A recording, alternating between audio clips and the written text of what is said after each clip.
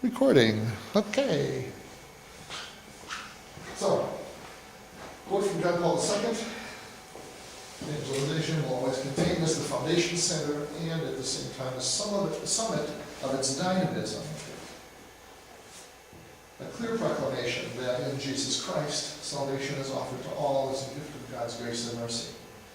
The new evangelization is not a matter of merely passing on doctrine, but rather of a personal and profound meeting with the Savior.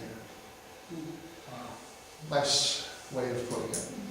I found some other quotes from John Paul when he started talking about the new evangelization. And actually, it goes back to Paul VI. Paul VI wrote an encyclical called Evangelization in the Modern World, Evangelization. Now, was he Pope right before John Paul I? Was he the Yes. predecessor? Okay. Yes. He was, John the 23rd died at 63, I think. 62, I think. Yeah, so it was Paul VI, and from then until John Paul I. Okay. And what was his document, Paul?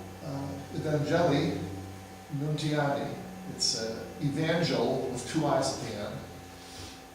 And then Nuntiandi is Nuntiandi. It's 1975.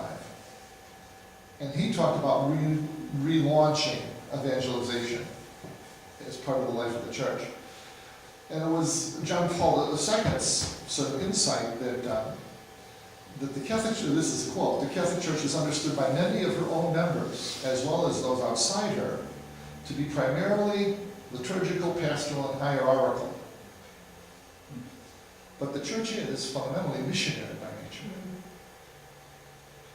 And we forget that. And I call it circle the wagons, theology, or not theology so much, but practice. That we take care of ourselves. And we figure, well, people see that we won't be having, they'll come in. It's like me on the front porch on the 4th of July. And it's that we are supposed to be missionary. It's, evangelizing is in fact the grace and vocation proper to the church, her deepest identity. That's another quote. She exists in order to evangelize. You think about when Catholicism came to this hemisphere, it was the Catholic schools and the Catholic hospitals, and so that's how our evangelization worked. It was very outward going. But it became so imbued in the fabric of the culture in this country that we stopped. I think we just stopped reaching out. There's a lot of factors. One of the things Tish is going to do with you in the 4th year, I think, is do a history of Catholicism in the United States.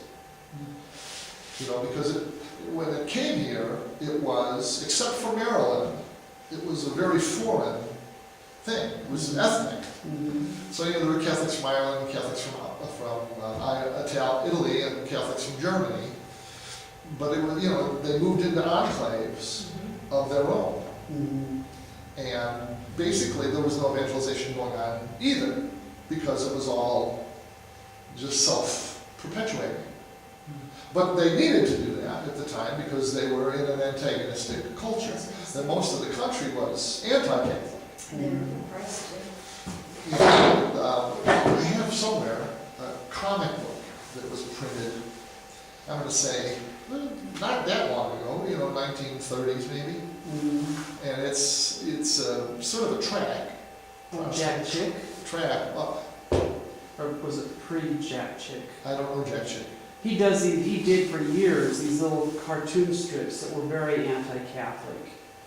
I think this was pre. Okay. Probably, Okay. but it was a book, and basically the story was that the nice Protestant couple, hires this filthy Irish girl maid, and she has all these heathen practices, but eventually, she sees that their way of life is the true way, and so she converts to Catholicism, to Protestantism. They save her soul, and there's a million of them. The same story told in different ways. So that's sort of the church that grows up in this part of the world, and we never really got the whole evangelization thing. The most evangelization anybody ever did was contributing quarters to the mission banks during Lent so that they could save pagan babies. Mhm. Are you familiar? I don't know if you guys have been, Midge, do you remember this? Sounds familiar, yes. Yeah, there was a Lenten thing in Catholic schools. Right. Kids would contribute milk money, and that was the idea, was that you were saving pagan babies, that this money would go to the missionaries in Africa, Right. and Oh, they were converting African people to Catholicism, and so you were saving pagan babies by putting, and they actually, it was like monetary equivalent, you know, a quarter would save a Right. baby, so 50 cents would save two, Oh, wow. right? Right, right. Huh. Interesting. So, anyway. You know, we use that quote, you were talking about, you know, the story about you standing when the people go by and they could come to you. And I've often heard Catholics use the quote, I think it was it Francis of Assisi who said, preach the gospel always, use words if you must. Which is profound, and it speaks to how you live your life. But I think people use that as a cop-out, not It's to an excuse. evangelize. Say, oh, well, you know, St. Francis of Assisi said, use words if you must, so I'll just try and live a good holy life, and they'll come. You know, it's both. It's both and, not It is either both and. or. That's Yeah. most, you'll notice, it's most of life is that way, it's both and not either or. Yeah. When we were first married, I remember we were both teachers, and so we went on this extended honeymoon with all our wedding money, spent every dime of it. But we visited people around the country, and we were visiting Mary's brother who lives in International Falls, Minnesota. So we got up that first morning when we got there, and we prayed. And he was, now, good Catholic family, they were not like me, they were Catholics. Mhm. And he was like, you pray every morning? And Mary said, well, yeah. And he said, well, my work is my prayer. And it's that same kind of cop-out, you know, it's like, I don't have to, you know, my work is my prayer, and so I work, and then All of my life is an offering up to God. I don't need to do that. I don't need to be specific or Yeah. particular. Yeah. So, I don't know. I don't know that Catholics that, maybe this has changed, and I don't think the majority of Catholics understand evangelization, and that really, it's not, I'm saying something against them, I just don't think that they understand evangelization.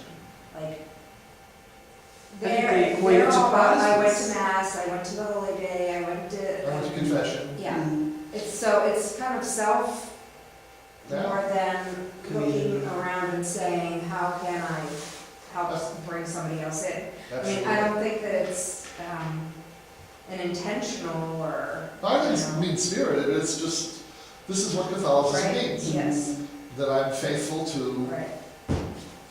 what I'm supposed to do, which is go to mass, raise my kids Mhm. in the church, so make sure they get religious education. I mean, the best Catholics in one sense, Right. which is why this is a whole day instead of half a day. And every other belief system, to most Catholics, is equivalent. It's just as valid. If you are Islam, fine. That's your truth. This is my truth. You leave me alone, I'll leave you alone. If you're Mormon, if you're an atheist, whatever you are, it's equally valid, and God loves you, God loves me, and we'll go our separate ways. As Protestants, people I don't think it is as commonplace for Protestants to think of themselves as Protestants. I think they think of themselves as Methodist, Baptist, Presbyterian, and Catholic. I mean, they view other Christian denominations as, you know, just people who have, you know, maybe been led astray or led from their core belief. I mean, so in a lot of fundamentalist, you know, churches, I think they may not draw the separation in beliefs between Catholics and Lutherans, or Catholic. They're all equal Lutherans. laws. Yeah, it's all, I mean, Yeah. or Catholics and the Church of Christ. It's just, they're all different, and so I don't know, as Protestants, I just think that they don't think of themselves as Protestants and Catholics. It is all the other denominations within the Protestant church are just as different to what they believe as Catholics. If that Yeah, and makes you sense. find just as many varieties of Protestants as you do. And there's also the ones I think what you're describing are the fundamentalists, where they believe their view is correct. And whether you're Catholic, Lutheran, Baptist, whatever, you're just all... You're just as wrong. Yeah, you're just as wrong. Yeah. Then there's the evangelicals, who, not the fundamentalists, but the evangelicals who believe that other churches don't make a difference either, because if you're born again, it doesn't matter if you're a Methodist born again, a Lutheran born again, you're a part of that invisible church. And even Catholics can be included in that if you're a born again Catholic. So yeah, you get the gamut, you really do. There's a joke that's told about a woman's on the bridge about to commit suicide. Standing she's over the parapet, she's looking down at the water, and a guy drives by on the bridge and sees it, stops, runs out. What can I do? Don't jump. Can I help you? She says, life is terrible. There's no point going on. I'm going to end it. So the guy is trying to figure out some way of talking her off the ledge. And he says, well, I'm a Christian. Are you a Christian? She says, yes, but it's not helping me right now. I'm hopeless. There's no point going on. Well, let's talk some more. What's the hurry? So you're a Christian, so am I. I'm a Baptist. What are you? What's your denomination? Oh, I'm a Baptist too, she says, but it's not giving me any comfort right now. I have to do it. Okay, so we're both Baptists. Surely we can find something in our common faith that will get us over this crisis in your life. I'm part of the Running Water Baptists. What part of the Baptist church you belong? Oh, I'm a Running Water Baptist too. Really? Well, that's terrific. So we have a lot in common. There's really, we can find some reason for you not to jump. I'm part of the 1917 reform of the Running Water Baptist. And she says, well, I'm part of the 1923 reform. And he goes, go ahead and jump, you heretic. I knew that was coming. Yeah. But we have that too. I mean, when I tell people that, Mary tells the story of not being allowed to go to the YWCA to go swimming when she was a kid because they were Protestants. Mm-hmm. You couldn't go to a Protestant wedding. The first people in her family that would go to somebody's Protestant wedding were considered very risky. Mm-hmm. And so part of the question this comes to, it's worth thinking about, I think, is, so what does salvation mean? Is not so much what does it mean, but who's included. Mm-hmm. We used to say that only Catholics could be saved. Well, it doesn't say that in the Bible, but it does say you must be baptized to be saved. So are only Christians saved? Mm-hmm. Is that true? And so what is God really condemning the people at the mosque down the street all to hell? Is that true? So that those things have been nuanced in various ways, but one of the risks of nuancing is that you get into this, nothing matters. You believe what you want, I'll believe what I want, it's all the same. Yeah. Relativism, and we'll talk about that a little later if we get to it. But, there has to, in Father Hughes' class, when you take the catechism in the first year, he deals with this a little bit, doesn't he? Seemed like he did, yeah. I think there's something in there about what does it mean? Those things about, you must be baptized to be saved. What does God do with those who aren't baptized? The whole thing about limbo is an interesting story. Mm-hmm. Limbo was never a doctrine, but in systematic theology, Thomas Aquinas, he wanted a place for everything. Mm-hmm. So if there's an unbaptized, you have to be baptized to be saved, but you have to sin to go to hell. Well, what do you do with an innocent baby that dies 2 days after childbirth? Hasn't had time to sin, but isn't baptized. So what does God do with that? You have to be baptized to go to heaven, but you have to sin to go to hell. Well, so he systematically, there must be a place that isn't heaven or hell for unbaptized babies. Mhm. So that's how limbo developed. Mhm. Well, the sisters, of course, were steeped in Thomism. So every Catholic school kid in the United States for decades was taught limbo is where unbaptized babies go. Mhm. Well, it's interesting that at the same time Thomas Aquinas was developing his system, and there's nothing wrong with systems, Bonaventure, a Franciscan, much less systematic in thinking, but debated that issue and basically said, are you nuts? God, you think God would keep an innocent child sleeping in the yard? You know? Mhm. That doesn't make any sense. Is that the metaphor he used? Is that what he said? I think it was would keep him in the lobby, would keep Yeah. him in the waiting room. Yeah, So, you know, from the very beginning of that particular doctrine, there's been this debate about what does God do with those that don't deserve eternal punishment, and yet have never come to Christ. yeah. And there's the whole question of, you know, the opportunity to come to Christ. What do you do in countries where there are no missionaries, where Christ is never presented? And then in the modern world, what do you do with people for whom Christ has never been presented in an attractive way? The nuns. What do you do with the nuns? You know, The nuns, exactly. Yeah, yeah. You know, what I think is Gandhi was famously quoted as saying, you know, Christianity seems like a beautiful religion, and I wish I'd meet somebody who actually practiced it. Mhm. So you know, there's a whole bunch of issues around that question. So Pope Francis comes on the scene. I love this picture.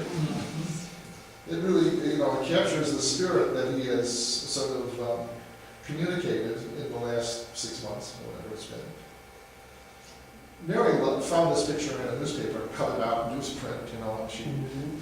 posted it on her wall. And our son knows that she did that. And so for her birthday, he found a quality print and had it framed and sent it. Oh, nice Now, idea. he's not Catholic, you know, he's not Yeah. practicing, Yeah. but he knows what means something to his mother. Mhm. And so he sent her this, and I thought, well, that really said something about him. Mhm. So she's got this in her office. And we only have, don't worry, but only 77 hours left until we'll have to burn us out. So we ought to be good. Yeah, I won't keep you 77. This is, you might have heard somebody refer to this in the last couple hours as the questionnaire. Do you know about this? Yes, I read about it just the other You day know, on the you guys, diocesan please. website. The Pope is starting a worldwide consultation in preparation for a synod on the family that'll take place. It's in October of 2014. And so the pastoral challenges of the family in the context of new evangelization. So these are the questions on the questionnaire as it appears in England and Wales, because they've already put it out on a website for Catholics in those countries. Now, there was some question as to whether the U.S. bishops were going to make the consultation that broadly based.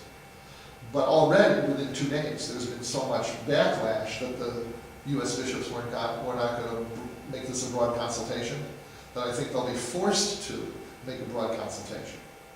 And so you might be seeing an English version of this pretty quickly. Don't they have a meeting coming up in Baltimore here next? Next couple of weeks. So, just take a minute and sort of peruse these. Some of these questions are pretty deep. Well, and my first reaction was, I wonder how many Catholics, just pew Catholics, would be able to answer some of these questions. Yeah. Which is, I think, why Cardinal Dolan said, well, let's maybe limit the scope. But for instance, the question was it 2b, is the idea of the natural law and the union between a man and woman commonly accepted as such by the baptized in general? Well, that would presume that people knew what the natural law Yeah, exactly. is.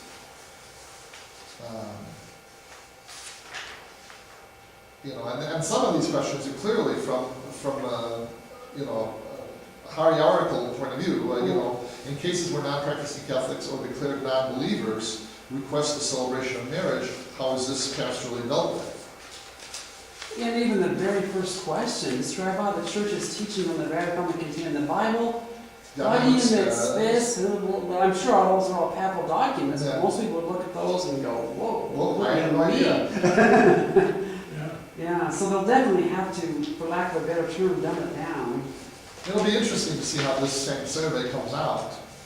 Yeah. But for instance, go to the top one on the second sheet, question 22 there.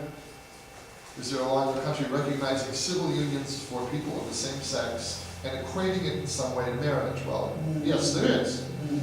But then what is the attitude of local and particular churches toward both the state as the promoter of civil unions between persons of the same sex and people involved in this type of union? So that's a question. But it goes on, what are you doing, what pastoral attention can be given to people? In the case of unions of persons of the same sex who have adopted children, what can pastorally be done in light of transmitting the faith to those children? So this is going to parishioners, or is it going to? Well, in England and Wales, it's going to every Catholic. Oh. It's on a website, and people are encouraged to go on and answer the questions. You can go on the website. That's where I just copied and pasted off the website. And the media are already having a heyday with it, because they're saying that this new quote-unquote liberal pope is going to poll all the people, and then based on if 57% say same-sex marriage should be approved, then that's what they'll do. I mean, they've taken the idea of it and totally warped it to make it think that we're going to decide church is doctrine and democratic, theology by polls. Right. Yeah. And they're making the same mistake with the ordination of women. They're making the same mistake with, deacons saying mass. Well, we'll see what people want. And Yeah. well, I think he's much more open to conversation than the Vatican has previously been.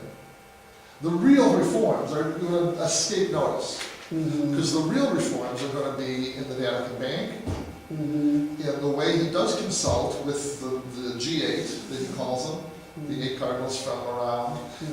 He's extending, apparently he's adding many cardinals to the consistory. He's bringing it up to the maximum number of voters, and then probably beyond that. So, when the next papal election happens, there'll be a much broader base of electors. Those are the changes that the secular press will look at and go, so, Yeah. but those are the changes that will mean the most to us. Those are the things that will really have an impact. But I gave you this because it's certainly worth discussing. And it gets at some of the things we were discussing earlier, so I'm sure they're trying to address why we're losing people, why we're losing young people, why people don't understand what happens in the Mass. I mean, these probably all kind of help get to that. Well, in this diocese, there is a current controversy about homeschool children. It has long been the policy of the diocese that it's fine to homeschool your children religion, but for the sacrament years, they have to participate in the parish program. So, ages... 7 and 15 at this point. So if they're preparing for First Communion, preparing for confirmation, they have to be in a parish program. And that makes some sense, that you have some control over what they're actually being taught, as opposed to at home where you don't really have any control. Not at a parochial school necessarily, but in their parish confirmation classes. Yes. Yeah, okay. Right, don't have to be Catholic school, but have to be connected to the parish on those 2 moments. But one of the things that Sister Chella, who's the director of catechesis, wants to do is put in expectations for parents who are acting as principal catechists. So if you're going to homeschool your children in religion and not send them to the parish program, that's fine, but you have to have some formation. These are the expectations that you go through as a parent in order to be qualified to teach religion to your child. Well, you can imagine that's going to create a stir. Yeah. Because first of all, parents say, well, wait a minute, you just said I was a principal catechist. I've always been the principal catechist. All the documents say I am. So now you're gonna say that I'm not good enough to do that? On the other hand, the other side of the argument is, how do we know that you're passing on the faith in a coherent way? I mean, because there's two types of parents that are doing this. There's the type of parents who really aren't religious at all. It's just an excuse not to have their kids in religion class and not to come to church themselves. And then, there's more than two types, but there's a range between these two types. The other type is, I'm more Catholic than the Pope, and I'm the only one who knows what the child should be learning, and I don't trust my parish priest, and I don't trust the parish religious education program, and I'll do it myself, and you better just back off, because I am the principal catechist, the Pope says so. And between those extremes, you have everything in between.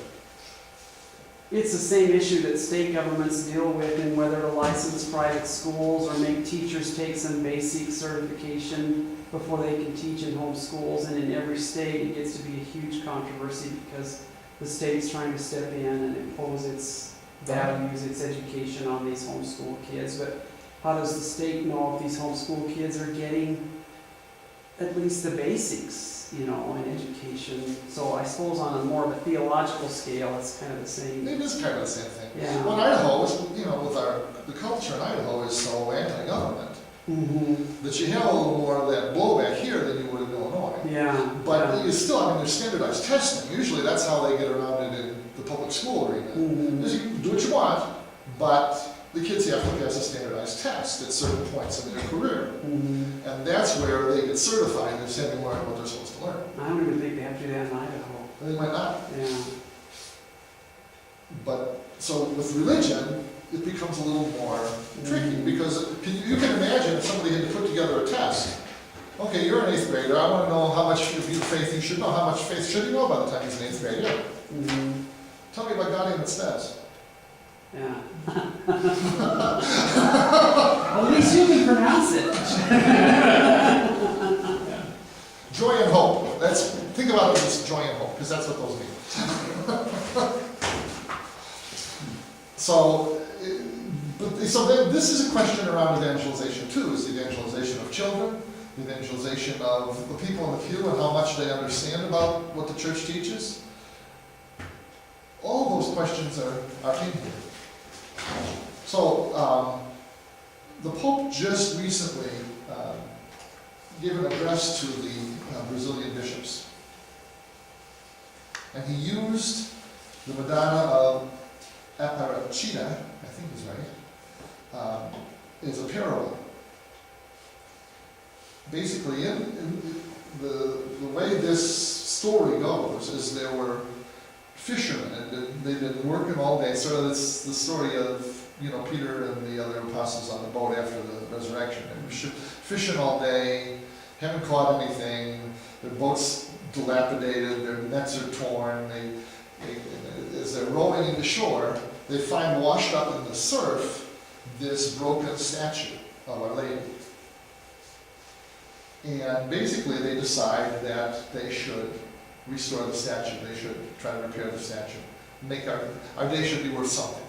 We've wasted our day fishing without any profit. At least we can make this statue beautiful again. And he says that's sort of a parable for the Latin American church.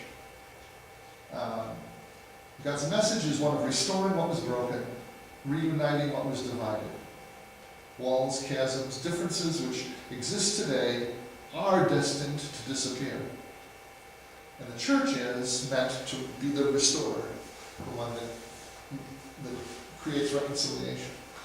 Do you know the story of St. Francis and the cross of St. Damiano? No. St. Francis, I like to tell St. Francis stories because, of course, he's the patron saint of deacons. He got this message. He abandoned his previous life. He gave his clothes. You know the story ran about naked in the streets. ran naked in the gave his clothes back to his father. And the bishop clothed him actually in the bishop's coat to keep his nakedness from showing in the public square. And eventually he dressed him in rags. And he just gave himself to the bishop. What do you want me to do? The bishop. There was this abandoned church outside of a sissy Oh, yeah. that was crumbling, and he said, Well, go and that was the message that Francis got, that this cross spoke to him and said, rebuild my church. And he thought it meant the physical. He thought it building. meant Yes. the physical building, but of course, in retrospect, you see that it was more than that. I think, John, you earlier today, you said that in retrospect, you can sort of see how God led you through those steps in life. But there's a passage in Exodus. Moses is on Sinai, and he wants to see God's face. And God says, you can't see my face, it'll kill you. But hide in the cleft of the rock, and I'll cover you with my hand. And after I pass by, you'll be able to see my glory. And to me, that's a parable about how it works. Because you don't see God coming at you. You very often only see God afterwards. Francis understood afterwards what it meant. Patrick understood afterwards what it meant. That's just how it works. But Francis had a lot of really interesting things that Pope Francis, I'm talking about now, had a lot of really interesting things to say during that meeting with the Latin American bishops. And this whole idea of rebuilding the church, I think, is about evangelization. I think that's what he's talking about. So, faith enters the church through the heart of the poor. This is all Francis now. Not through the heads of intellectuals. Perhaps we have reduced our way of speaking about the mystery to rational explanations. But for ordinary people, the mystery enters through the heart. The missionary role of the church is not winning an argument, but offering something beautiful. I love that idea. Only the beauty of God can attract. God's way is through enticement and allure. He awakens in us a desire to call our neighbors in order to make known His beauty. Mission is born precisely from this divine allure, by this amazement born of encounter.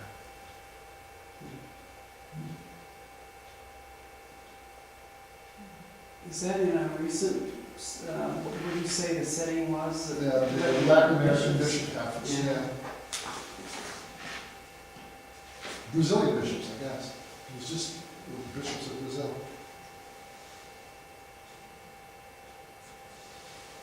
Oh. This is still him talking. Somebody else want to read this sometime, John? The results of our pastoral work do not depend on a wealth of resources, but on the creativity of love. At times we lose people because they don't understand what we are saying, because we've forgotten the language of simplicity. This reminds me of that thing that I was saying, Karl Barth, it has to be simple enough that anybody gets it.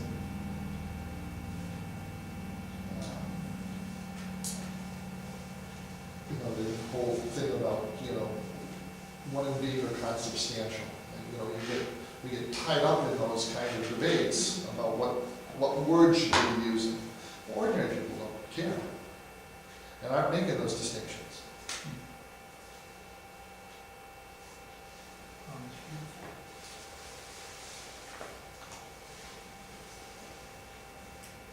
That is a middle century depiction of the road to Emmaus.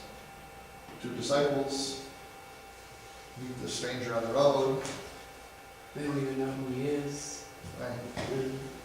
So the Pope used the Emmaus story actually as a model of evangelization. So the two apostles who are walking away from Jerusalem, remember in Luke's gospel, everything before that, everything is going toward Jerusalem. Jesus sets his face toward Jerusalem, and the whole gospel after the infancy narratives is really that journey to Jerusalem. Everything happens in Jerusalem. And they're walking away from Jerusalem. So they become sort of the type of the disciple who's walking away from the church. It doesn't offer them anything meaningful or important anymore. It's, their dreams are shattered, their hearts are broken. I mean, this is a parable for the modern man. So the Pope says, we can blame the culture, we can talk about relativism and consumerism and all the things that are hindrances to the gospel. But maybe, rather than that, we should do some self-examination. Perhaps the church has appeared too weak, too distant from people's needs, too poor to respond to their concerns, too cold, too caught up with itself. Perhaps a prisoner of its own rigid formulas. Perhaps the world seems to have made the church a relic of the past, unfit for new questions. Perhaps the church could speak to people in their infancy, but not once they come of age. So, the church needs to be Jesus to those disciples that are walking away. We have to meet them where they are, on the road walking away. Not wait for them to come back, but meet them on the road. We need a church capable of entering into their conversation and dialoguing with them, those who have left Jerusalem behind, who are disillusioned, who are wandering aimlessly, who are alone, who can't find a meaning. Are we still a church capable of warming hearts? A church capable of leading people back to Jerusalem, of bringing them home? Are we still able to speak to the roots of our faith in a way that will revive a sense of wonder at their beauty?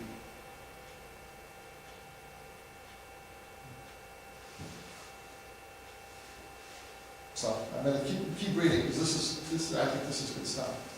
Unless we train ministers capable of warming people's hearts, of walking with them in the night, of dialoguing with their hopes and disappointments, of mending their brokenness, what hope can we have for their future and their present and future journey? Central bureaucracy is not sufficient. There's a need for increased collegiality and solidarity. What is needed is not unanimity, but a true unity in the richness of diversity. The church's legacy is transmitted through witness, and one needs to hand it over personally to touch the one to whom he wants to give. We need a church capable of rediscovering the maternal womb of mercy. Without mercy, we have little chance nowadays of becoming part of the world of wounded persons in need of understanding, forgiveness, and love.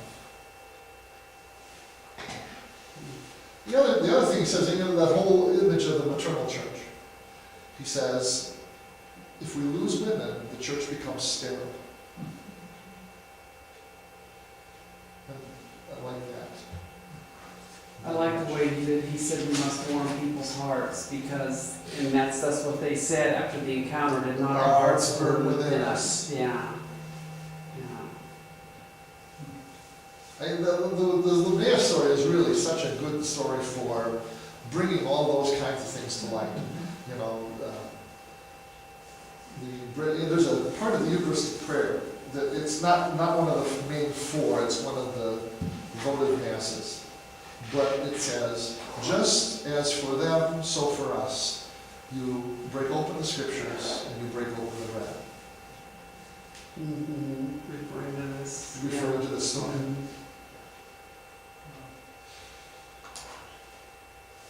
So, the centrality of Christ. Well, that's one of the things that the Redemptoris Missio was John Paul II's encyclical on the new evangelization. Redemptoris Missio, or the mission of redemption. And that's, if you could reduce it to one word, that word would be Christocentric. That everything has to be centered on Christ. And that's not a new message. But we've been distracted by other things, by the history of the church, and apostolic succession, and liturgy, and theology, and the church fathers, and the saints, and they're all wonderful treasures. This is John Paul II talking. But it can distract us from the center. And I think we all know Catholics like this. That become so, interested, it's so, it's fascinating stuff, it gets so interesting that you sort of lose track of who it's about. And I almost said what it's about. We're interested in the apologetics, the defending the theology rather than focusing on the sinful person. Yeah. So I think now would be a good time to talk about my own conversion, perhaps. Have I told this story in Sunday school at any point? You have, but I want to hear it again. I don't remember parts of it. I've heard the whole story. Well, I was a sophomore in college and had sort of lost my way. I was a philosophy major. I was an atheist, a professed atheist. And I had sort of lost my way. I was doing real well, but had no idea what I was doing. It was one of those, I woke up one morning, I guess, and was just like, where is this going? I have no idea what I'm pursuing here. So I decided to drop out. So I just left. And I started hitchhiking. And I hitchhiked around the country, and I basically at this point in the story, I was chasing this girl. And her family desperately wanted to get her away from me. So they had her come home to Phoenix, where she lived. Her grandfather had just died, I think, and they wanted her to take care of her grandmother. But it was a way of getting her away from me. So I hitchhiked to Phoenix. I followed her. So now I'm homeless in Phoenix. Now, had I been the parent, I know what I would have done, and then I would have locked my daughter up and told this guy to just get the hell out of here. Leave her alone. I don't want to see you again. The next time I see you, I'm calling the police. I had never had daughters, but I'm guessing that's what I would have done. But this family, the mother had been Catholic Mother of the Year one year. Actually won that award. She had 11 children. Very involved in everything. He was an architect, the dad. And their youngest was an African-American baby they had adopted. And their oldest was in their 20s. And this girl I was chasing was on the older end. She was probably 19. So all these kids. Anyway, this family was concerned that this stranger was homeless. So they had me over for dinner on Sunday with the rest of the family. And they introduced me to this guy. His name was John Menhengel. He's gone to God now. Of beloved memory. Anyway, John ran a food bank in Phoenix. It was the first food bank in the country. Wow. And what his routine was when I met him, basically he had been a tennis pro. We worked for Rawlings. He was a tennis pro, alcoholic. His wife had left him. His kids wouldn't talk to him anymore. He finally got straightened out, went to the Bishop of Phoenix and said, I need to make reparation for the damage I've done. But my family won't talk to me. I don't know how to make reparation. So the bishop had this idea of a food bank. We'll have a place in Phoenix where people can get food if they're transients traveling through and need food just for the traveling, or places, alcoholic missions that have trouble getting enough food to feed people. So we have this property, it's a storefront, move in, your job, take care of it. So that's what he did. He basically lived in a one-bedroom apartment over somebody's garage. I mentioned it was like a bonus room. And he would start the morning getting on the phone. He'd call farmers and grocery stores, and after a while he had people he called. But first he did a cold call. Do you have any food you can donate to the poor? I'll come by later today and pick it up. So he'd call all morning, make a route for himself, go around, pick up all the food, and then open his doors at night. And people could come and get food. Well, so he met me. We got into an argument about social justice, strangely. And I said, oh, you Catholics are always talking about the poor, but you never do anything. Yeah, okay, fair criticism. He says, you care about the poor. Yeah, I care about that. Well, here's something you can do. So the deal was that he would make calls all day, and I would run the truck, back and forth, get the food, and then we'd open at night and feed people. So I did that for months. And at the time, you're living in a homeless shelter? Well, at the time, I was living on the street until I made this connection, and he found me a place to live with some Franciscan students, that were monks that were studying for the priesthood. So I went from being a homeless atheist to driving a truck for St. Mary's Food Bank and living with Franciscan brothers who were my age. These guys were all my age. We played Risk every night. That was our recreation. But I started reading C.S. Lewis. Now, I started reading C.S. Lewis because the girl I was chasing's big sister started feeding me books. So now I'm reading C.S. Lewis, and I'm driving a truck from St. Mary's, and eventually I began to read the Bible, because C.S. Lewis would refer to the Bible. And I go, well, I probably should look at what this actually says, instead of just a line. So it just became real clear to me that I had really made a mess of things, that my mom didn't even know where I was in the world. And so I went home and made reparation with her, and went back to school, and started to pull it together. And to end the story, which is not the important part of this story, when I went back to Chicago, all of a sudden there was this hole in my life. I had been living this really Catholic life as an atheist. So now I'm in Chicago, and I don't have the support system. I'm not driving St. Mary's truck anymore, and I'm not with the Franciscan guys. So I decided, well, I better go to, maybe if I go to the local parish, I'll get that, what I was getting. You know, that'll sort of fill that part. So I'd go and I'd sit in the back on Sunday, and then I'd leave after the homily. And it was a Sunday in June, and the story was, the gospel was, the one who puts his hand to the plow and turns back isn't fit for the kingdom of God. And it spoke to me in a way that I'd never heard Scripture speak to me before, but it was, what are you going to do? So I went to the rectory and requested instructions. But the point of the story really is that what attracted me to the faith was not ideas about it. It was these people who cared about me, even though they had every reason not to. Because I wasn't just an anonymous stranger, I was a threat. But it wasn't right. Their moral, who they were. It wasn't right to leave this 19-year-old kid on the street. So even though he was a threat, they couldn't do that. They had to do something about it. They had to respond. So I think there's something there about evangelization that it maybe defies words, but it's important. So her father was the one who started the food bank, this girl's No, father? no, he was a friend of theirs. He was a friend of theirs, okay. And the girl's father used to say to him, with tongue in cheek, firmly planted in cheek, boy, John, it's a good thing you're down there helping those people, so all I have to do is give you some money.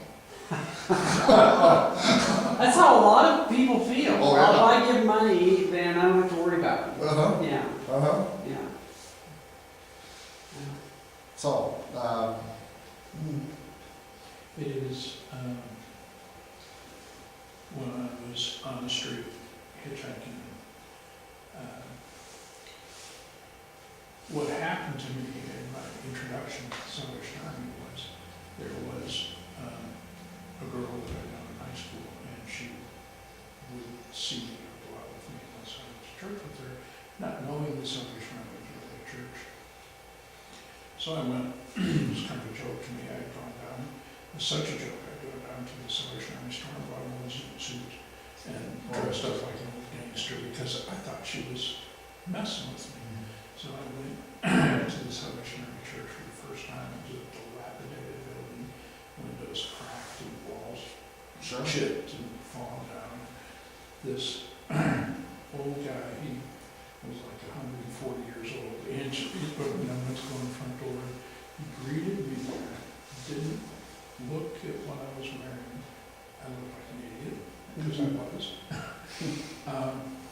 But make a long story short, the Salvation Army officer and his wife took me to their home. And it was, I mean, they treated me like more of a son than I'd ever known in my life. And it was their example, their living example, that really brought me to God at that point. personal example. It wasn't just watching somebody from afar do good things, it was done to you. Right, exactly. Yeah. And so, I think that is so often what we miss, you know? It's not about, I think what you said earlier is we can't begin to evangelize until we learn to love.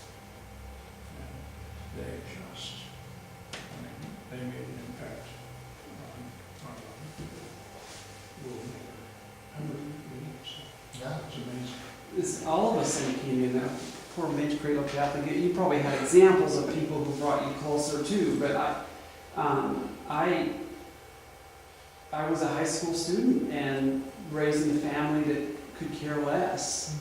And when I first started attending a Mormon church because of a Mormon girl, There's a common theme. yeah, there is. But it was there, for the first time in my life, people were interested in what I was doing and what I was interested in. And as a matter of fact, my whole career in journalism started because the two stake missionaries that were teaching me said, you love sports, but you're not any good at it. Why don't you go ask the coach if you could, because I was complaining about how horrible the articles were about our games. Ask the coach if you could keep the shot charts and the game charts, travel with the team, and you call the newspaper.